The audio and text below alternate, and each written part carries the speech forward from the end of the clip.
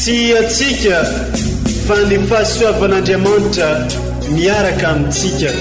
Isika fa ny fahasoavan'Andriamanitra miaraka amintsika noho izy no atsika sandrivaky sy asantsika miaraka aminy.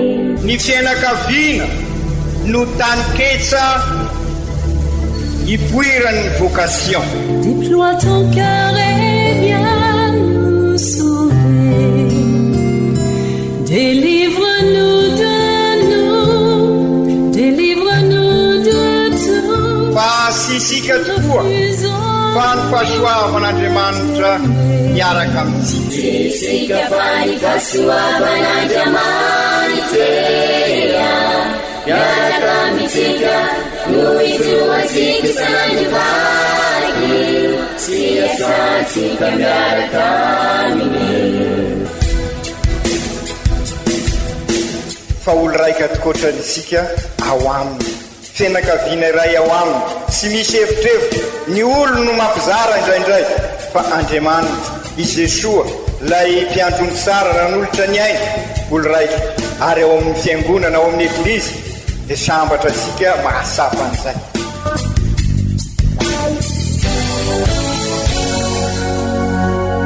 Olo araiky atsika atambatry ny fanahy masina kamiray, olo araiky ao amin'ny Kristy.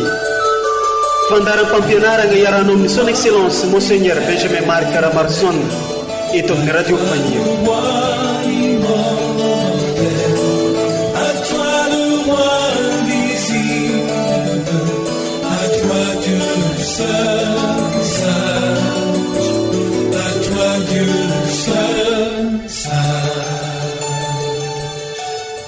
Faly manolotro fiarabagna ho antsika jiaby izay mitandregny hatrany ity onjam-peo radio mamitsika ity amin'izao fotoana izao naizanaiza ny toerana misy atsika ka afaka mampiantragno hatrany ity radiontsika ity.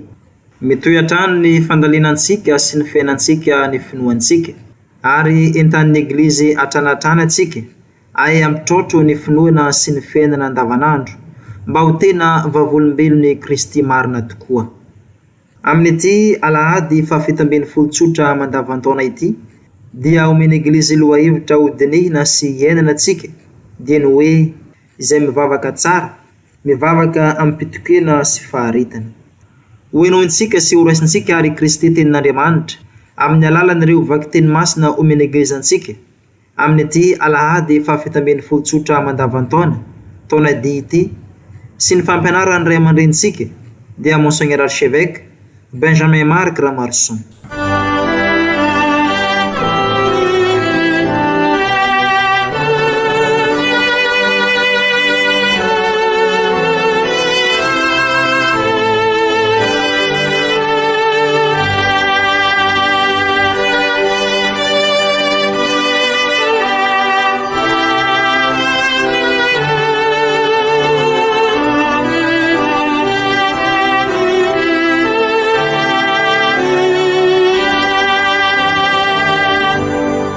Fankalazana ny tenin'Andriamanitra, vaky teny masina voalohany, boky Jenezy.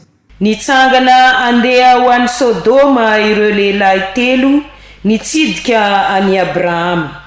Ary hoy ny Tompo, mafy loatra ny fitarenana miakatra any Sodoma sy Gomora, ary lehibe indrindra ny fahotan'izy ireo. Koa idina aho, ary zaha raha efa feno tokoa ny alehibe ny fahotany araka ny fitarenana tonga hatraty amiko, ary raha mbola tsy feno dia ho hitako. Niainga ireo lehilahy roa ka nandeha nakany Sodoma, fa i Abrahama kosa mbola nijanona teo anatrehan'ny Tompo ihany. Ary nanatona i Abrahama ka nanao hoe, ataonao maty miaraka meloka koa va ny marina? Angamba isy olo marina 50 ao an-tanàna ao, ka ho vonoinao koa ve ireny? Ary tsy amindranao fo va ny tanàna no ireo olo marina 50 ireo raha misy izany tokoa ao? sanatria anao izay anao izany ka amon'ny marina miaraka meloka sahala izany ny ahazony marina sy ny meloka sanatrianao zany mpitsara ny tany rehetra ve ka tsy tsara marina hoy ny tompo raha mahita olo marina 50 ao an-tanàna Sodoma aho dia amindra fo amin'ny tanàna manontolo noho ny fitiavako ireo fa hoy indray Abrahama indro efa sainy teny tamin'ny tompo aho izao vovoka silavelona foana angamba ho latsaka 10 ny 50 marina ka dia aringanao ve ny tanàna manontolo noho ny 10 hoy izy tsy andringana azy aho raha mahita olo marina 10 amby 70 ao dia mbola niteny taminy any Abrahama ka nanao hoe angamba ho 70 ny olo marina ao ary hoy izy tsy anao izany aho noho ny fitiavako anizy 70 ireo ary hoy Abrahama engany eka tsy ahatezitra ny tompo raha mbola miteny aho angamba 30 izy no hita ao dia hoy izy tsy anao izany aho raha 30 no hitako ao hoy Abrahama indro efa sainy teny tamin'ny tompo aho angamba 20 izy no hita ao ary hoy izy tsy andringana ny tanàna aho raha 20 izy hoy Abrahama engany eka tsy ho tezitra ny tompo fa tsy teny intsony afa-tsy ty indray mandeha ity aho angamba 10 izy no hita ao dia hoy izy tsy andringana azy aho no ireo 10 ireo izany ary ny teny ny tompo isorana ny Andriamanitra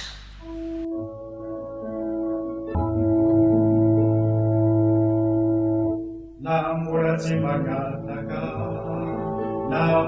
magataka aminira iyaza yanare efa fantani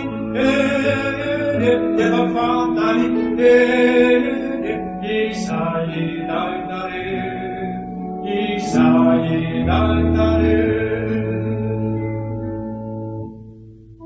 Namurachi magataka aminira iyaza yanare efa fantani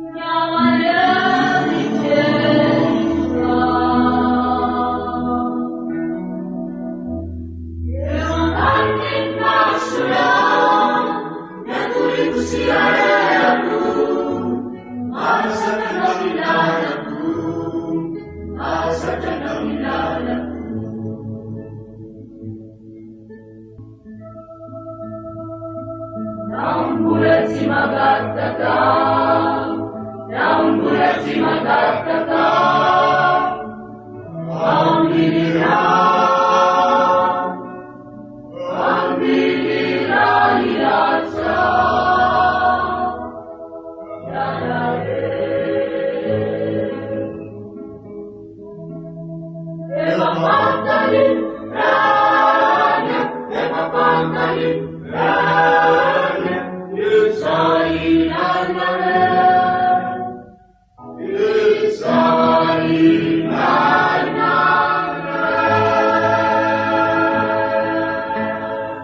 Vaky teny masina faharoa. Taratasy ny masinda Paoly apôstôly ho an'ny kristianina tany Kolosy. Ry kristianina havana, niaran-levina tamin'ny Kristy tamin'ny batemy ianareo, ary niaran-tsangana tamin'ny batemy ihany koa. Noho ny finoanareo ny herin'Andriamanitra izay nanangana azy ho velona, koa ianareo izay maty ny fahotanareo sy ny tsy fiforan'ny vatanareo, dia novelomin'Andriamanitra niaraka taminy indray, noho ny efa navelan'ny fahotantsika rehetra. Fa novonoiny ny soratana ny didy ny ampangatsika sy namelantsika, sady nesorony tsy hisy intsony aza izany tamin'ny nanombohany azy tamin'ny azy fijaliana. Izany ary ny tenin'ny Tompo, isaorana ny Andriamanitra.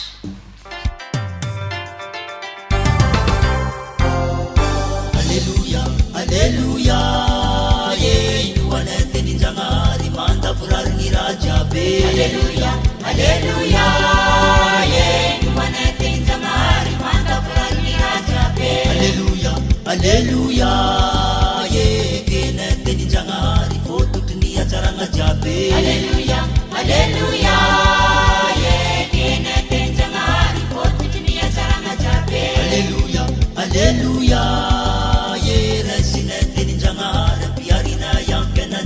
Alleluia, alleluia,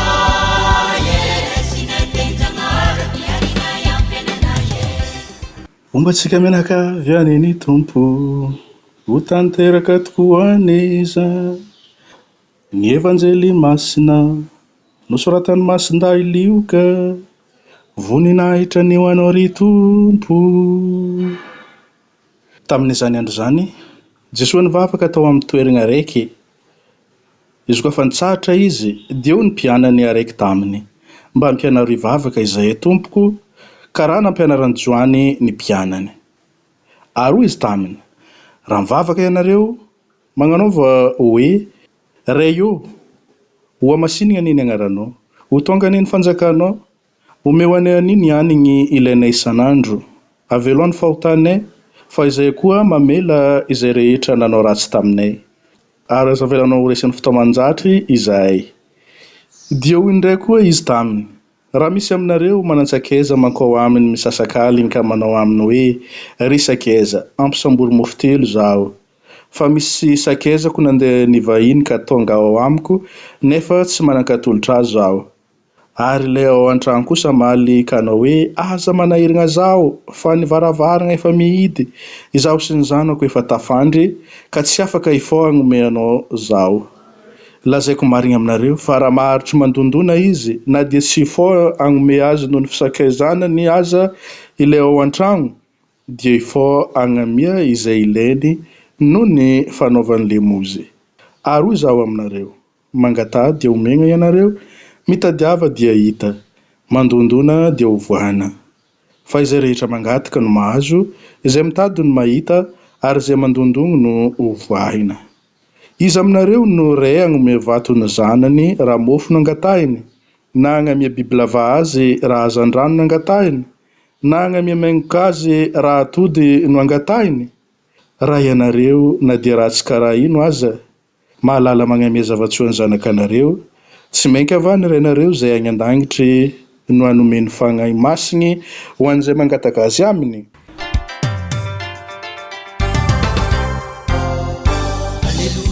Alleluia, inu aneteni jangari manda furarni raja be. Alleluia, alleluia, inu aneteni jangari manda furarni raja be. Alleluia, alleluia, keneteni jangari fotutni ajaranga jabe. Alleluia, alleluia, keneteni jangari fotutni ajaranga jabe.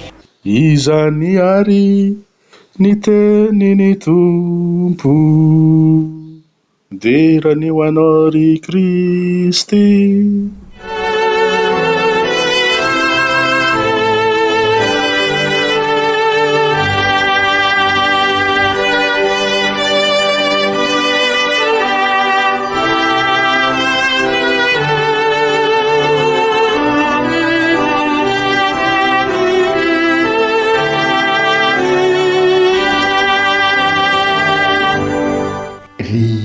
kristianina ava malala sarany manamarika fa izao alahady faran'ny volana jolay izao no natokan'ny papa François ho andro atserovana ny zokiolona isaky ny alahady fa 4 volana jolay no ankalazana azy satria akaiky ny 26 enamby jolay andro agnaserovana manokana ny masinday Joakima sy Anna ray aman-drenin'ny Masiny Maria ka fandraisana amin'izay ny andron'ny zokiolona. Ny tanjona amin'izany dia mba ahay ankasitraka ny anjara toeran'ny zokiolona amin'ny fiarahamonina sy ny eglizy isika jiaby, ary indrindra ahay ampifandray amin'ny tanora sy ny fianakavianan'ny zokiolona ampatsiahy fa anisan'ny asa masina ny mikarakara azy ireo, asa misionera, ary indrindra moa ny miaino azy ireo izay nahita expérience maro ka afaka mizara amin'izay amin'ny taranaka faramandimby. Ity lahady faran'ny volana ty ihany koa no andro ho asika ty Afrika ny andron'ny Sheam. Inona moa ny Sheam sy inona fa ny symposium de conférence épiscopale d'Afrique de Madagascar, izany hoe ny fivondronany ireo conférence épiscopale rehetra eto Afrika sy Madagasikara. Minona ny antony? Satria tamin'ny 7 jolay 1790 tamin'ny famangina nataon'ny papa Paul Fahenina no andro fehizoro ny fironany, satria tamin'izay indrindra no nilazany ny papa Masinday Paul Fahenina hoe manomboka zao dia nareo afrikanina ny misionera ny afrikanina, ka izay indrindra aokary anaitaitra ny fosika izao andro atserovana an'izay andro ny Sheam symposium de conférence de l'Afrique et de Madagascar, zany hoe fivondronan'ireo conférence aty Afrika sy Madagasikara. Izay ny fahaserovana fandeharisika hiverina amin'ny tenin'Andriamanitra amin'izao lahady fa 17 mandavataona izao. Raha tamin'ny alahady lasa 20 mandavataona teo isika nibazina sy nandinika ny mety hivelomantsika ny finoana ka ho tany lonaka iasan'Andriamanitra ampivelatra nyzay tanitsika zay dia ny fiainantsika hampamokatra azy ka tonga antsika ho fanasina sy fahazavana eo anivon'ny fiainantsika araky ny nolazaisika fa io tamin'io lahady io no nandiniantsika ny fahaizana mandray ny vahiny, ka ny vahiny ho antsika dia izay rehetra manodidina antsika. Ka raha ataontsika amin'ny teny hafa izay rehetra izay dia ny tanjona dia ampifanaraka ny fiainantsika amin'ny teny fanevan'ny synody ka ahatonga antsika tokoa olon-dehibe amin'ny finoana ka zary EOV Église olo velomin'ny batemy miombona miara-dalana iraina ho tabernakla velona ho mpivahin'ny fanantenana. Ka raha tamin'ny alahady teo ary no nibanjinaka antsika ny fomba andraisana sy fandraisana amin'ny manodidina araky ny ohatra velona napetraky ny Maria sy Marta tamin'izy nandray an'i Jesoa, ka nilazaisika mazava fa mifameno ny fomba nentin'ny Maria sy Marta nandray an'i Jesoa, i Maria moa nieno an'i Jesoa satria fanambarana finoana, fahaizana miaino amin'ny sofiny fo isika, ary io ny fototra ny fahombiazan'ny synody. Ary torak'izany koa ny nataony Marta izay nafoy sy nanompo an'i Jesoa, ka io ihany koa no ezaka ataosika fandrindra amin'izao fijanonana fahatelo izao, ka hitondrazitsika ezaka lehibe ametraka rafitra ampivelatra ny maha-olona manontolo sy ny olon-drehetra, ka tonga antsika andesy ny rafim-pahotana mamatotra asika, ka araky ny nambarasika ny Eukaristia no mampiombona an'ireo fomba sy toetra anankiroa reo ka izay indrindra no mahaloa rano sy fototra ny eukaristia. Ry kristianina havana, raha fitinina izay rehetra izay ny zava-dehibe dia ny fahaizantsika ary manao mampiombona an'ireo toetra anankiroa reo dia ny toetra ny Marta izay nahay ny kolokolo sy ny karakara nandrain'i Jesoa ka izay koa ho asia fandraisantsika an'ireo manodidina antsika sy indrindra ireo izay voailikilika ary mampiombona amintsika amin'i Jesoa amin'ny fahaizantsika miaino sy mandalina ny finoana ary ny vavaka eo an-tongotran'i Jesoa tahaka nataon'i Maria. Ary nolazain'i Jesoa aza fa i Maria no nahay mifidy ny anjara soa.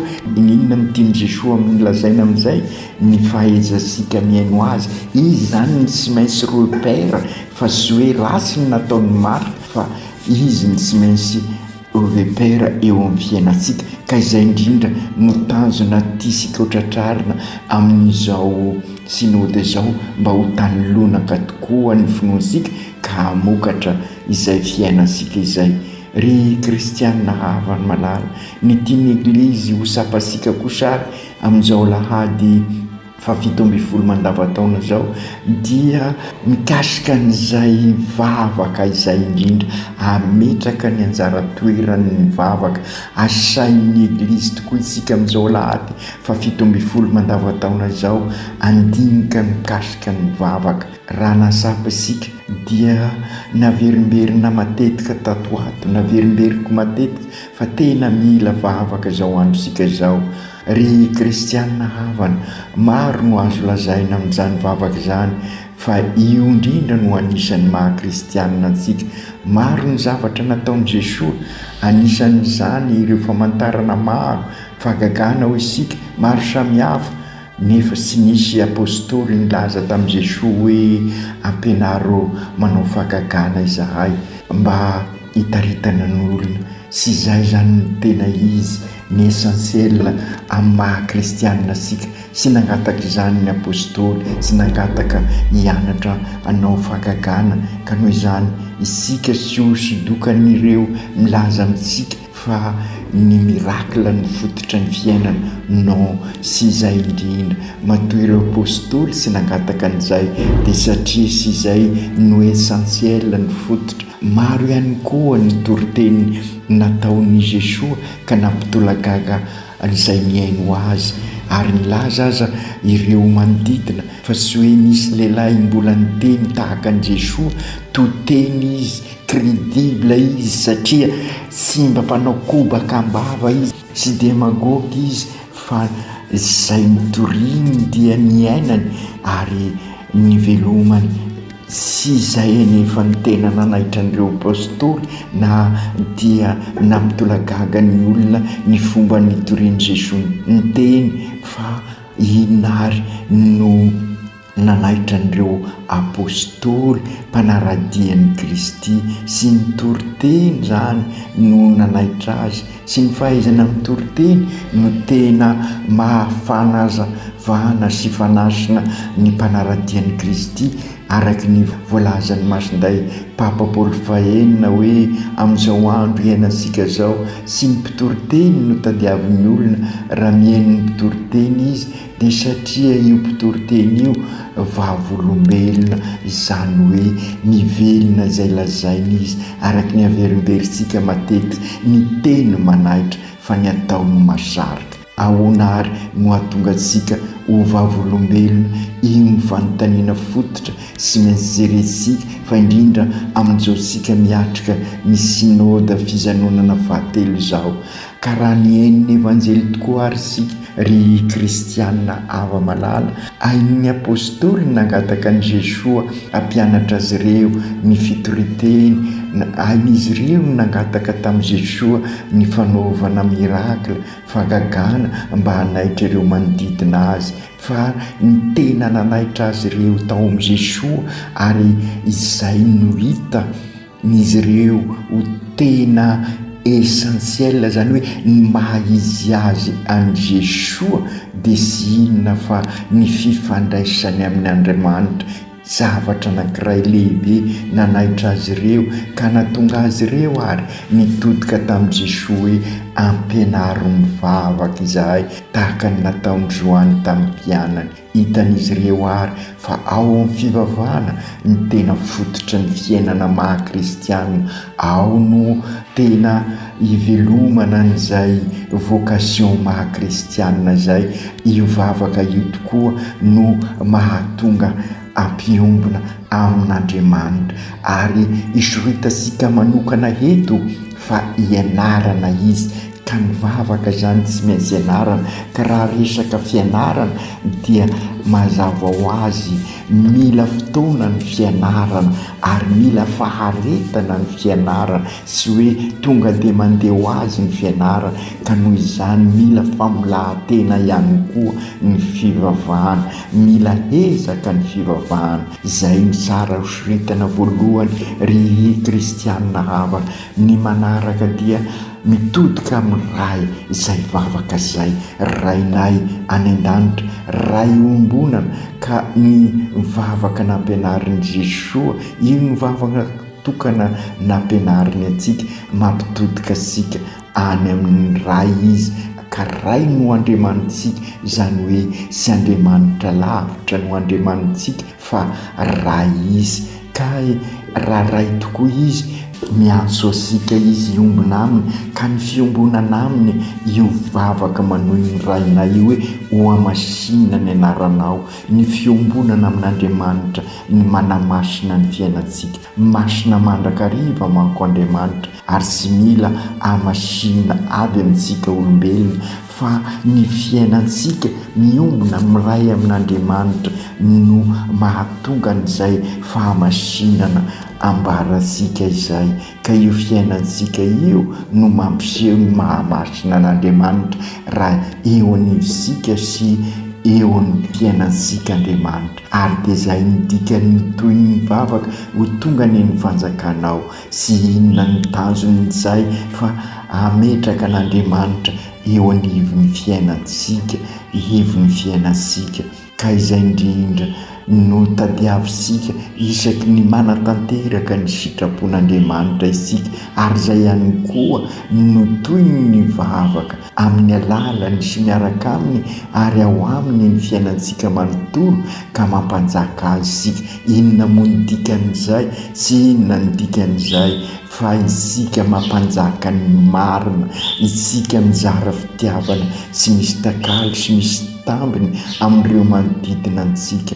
Azo sika sara noho izany fa raha ny risoriso sy ny fialonana no fiasaranam-belatsia no avinavina no manjaka, dia lavitra ny fanjakan'Andriamanitra isika, ary izay no mahatonga ny korontana eo amin'ny fiainantsika. Aza gahagarisika raha mahita korontana eo amin'ny fiainantsika, lalana amin'izany ny antony anaovasika an'izao sy naota izao, mba handresesika an'ireo rafim-pahotana mitondra antsika amin'ny risoriso ny lainga sy ny fitafitaka, ka mahatonga asika mihatsara velatsia ka sy mampanjaka an'Andriamanitra.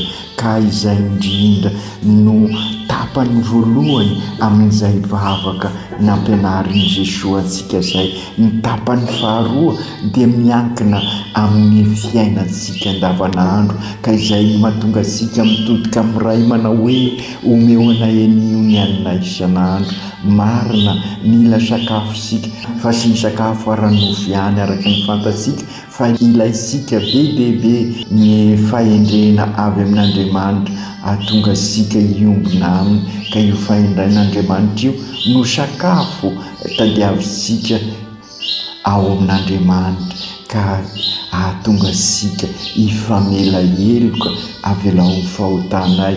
Ka izay indrindra araka ny voalazan'ny Papa François, raha tiasika ahita ny fiadanana sy ny fandriampahalemana dia mambole famelan-keloka sy famindrapo isika. Ka izay indrindra no hitalao isika amin'ny ray rehefa manao ny vavaka nampianarin'ny tompo isika.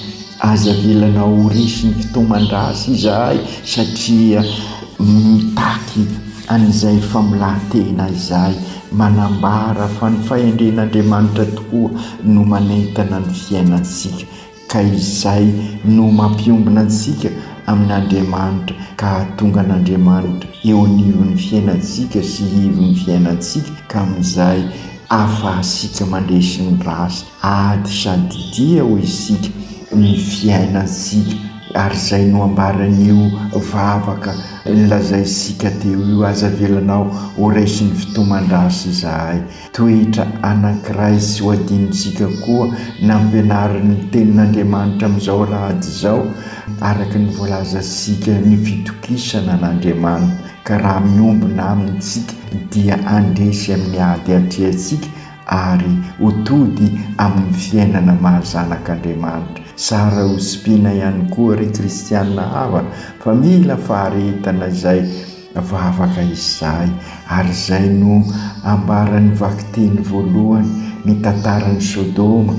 Ensika fa sy naharitra ny vavaka ka sy namokatra izay vavaka nataony Abrahama izay, ka izay indrindra raha tiasika hamokatra ny vavaka sika dia ahoaka anana faharetana isika. Ao amin'ny vakiteny faharoa no ahasapasika ry kristianina havana fa sy isika no vavaka fa ny fanahy masina ho masindapory. Izany indrindra no oka ho fantatra sika fa ny anjara sika dia ny manomana ny tany ho lonaka, ka rehefa lonaka tokoa ny tany, inona moa dikan'izay tany lonaka izay?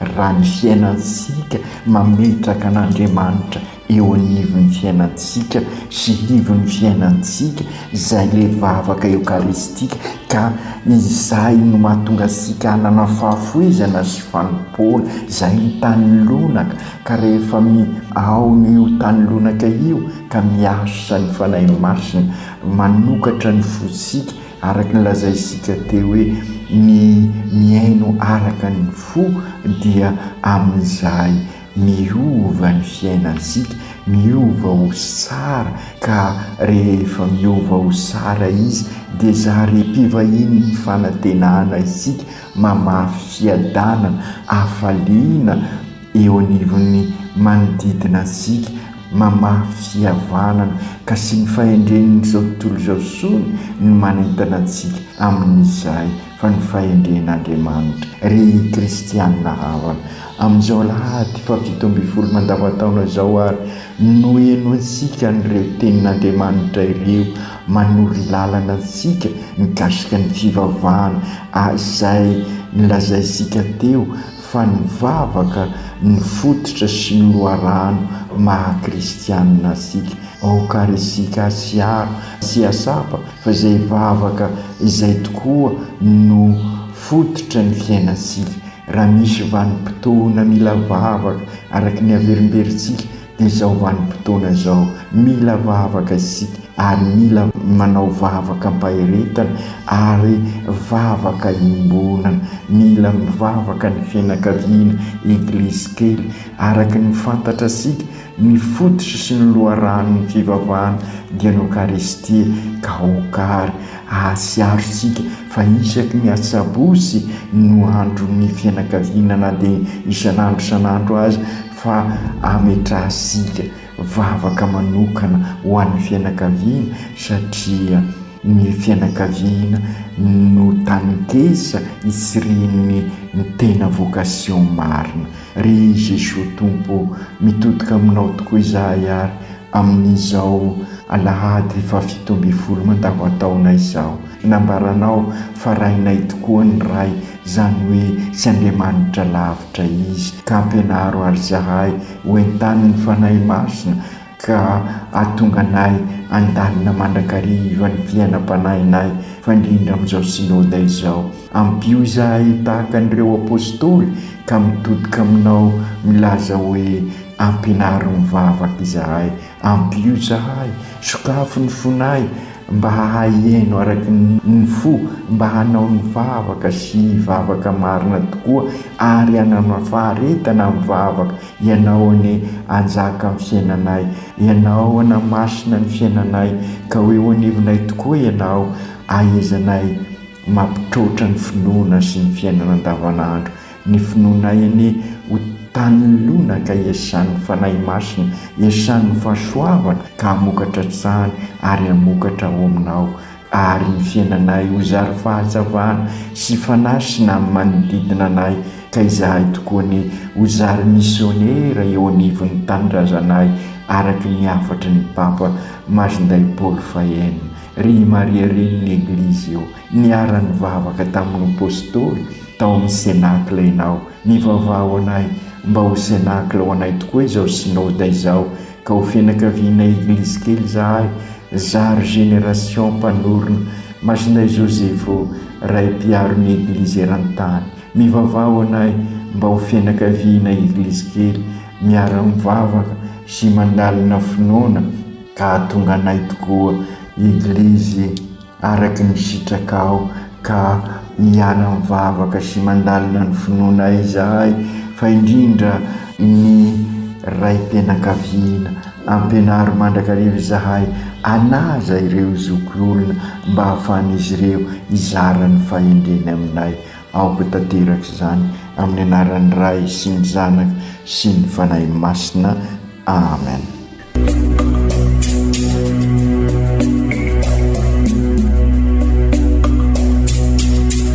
Tsy atsika fa ny fahasoavan'Andriamanitra miaraka amintsika.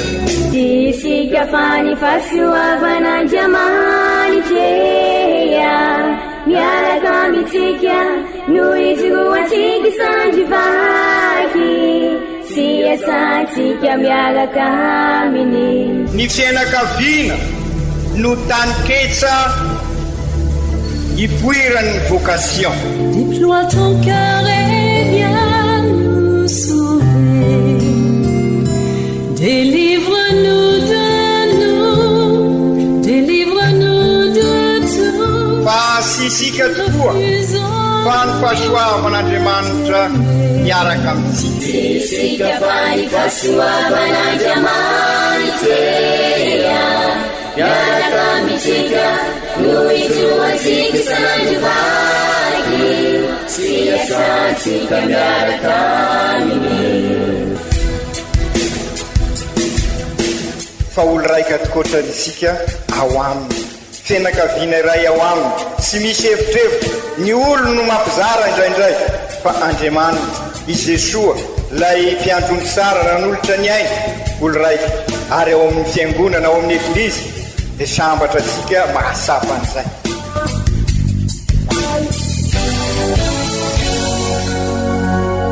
Olo araiky atsika atambatry ny fanahy masina kamiray olo araiky ao amin'ny Kristy. Fandaram-pampianarana iarahana amin'ny son excellence Monseigneur Benjamin Marc Caramarson eto amin'ny radio Fania.